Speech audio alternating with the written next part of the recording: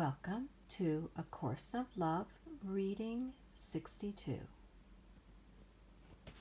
We are in the chapter called Origins of Separation. We'll begin the last paragraph of Reading 61.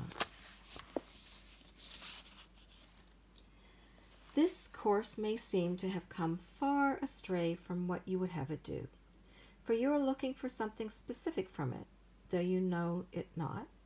You are looking for the rest and quiet joy that only comes from love. You are looking for the safety and security of a loving home, even if it is one only of philosophy. You look for the soft assurance of certainty, not of your mind, but of your heart. There is part of you that thinks, if I could just be sure, and stops there, for you're not even sure of what it is you seek assurance. And yet, you know what tires you most is your inability to be certain of anything. And you are tired indeed. God's will for you is happiness, and of this you can be certain. To align your will with God is but to make this certain state your home.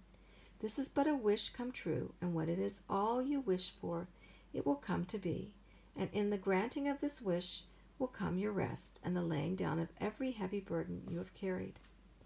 Admit now your desire to rest, a desire that can make you weep and make you wish to sleep an endless sleep. If you but understood the energy required to keep the world of your illusion in its place, you would understand the rest that will simply come of giving up your need to do so. Your desire for certainty is part of your resistance to any ideas that seem to be about change. What little that you think you know, you would strive to keep. And yet deep down you realize that you know nothing with the certainty you seek. Uncertainty of any kind is doubt about yourself. That is why this course aims to establish your identity, for from it all the rest will come. As such, this course seems to ask for change at every level, and yet from one change alone will all the others follow. And through no effort of your part at all, and even this one change is not a change at all, for it merely seeks to remove all the changes you but think you have made to God's creation. This change seeks but to restore you to yourself. Yourself rests totally unchanged within the Christ in you. Reestablishing your relationship with your brother is what will show yourself to you. You have one brother who wears but many faces in your perception of who he is, and while you know him not, you cannot know yourself. This one brother can unite you with all whom you perceive as others, for all others are one with him as well as you. This is the one joining that needs to occur to bring about all the rest. This is the one disjoining that your choice for separation brought about, and it is but a separation from yourself. This is the most difficult point to get across, because in it lies a contradiction, the one contradiction that has created the world you see and the life you live. Although it is impossible for something to have gone wrong in God's creation, something has gone wrong. All you need to do is look about you to know that this is so, and rather than be discouraged by this news, you breathe a sigh of relief because you knew this is to be true, and yet have felt as if this is a secret that has been kept from you. It is as if you are told endlessly, everything is fine, while you know this is not true. And if everything is fine, it must just be you who are all wrong. All of creation seems to hum along in perfect harmony. The stars light up the sky.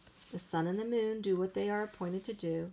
The animals of the sea, ground, and air are but what the Creator bade them be.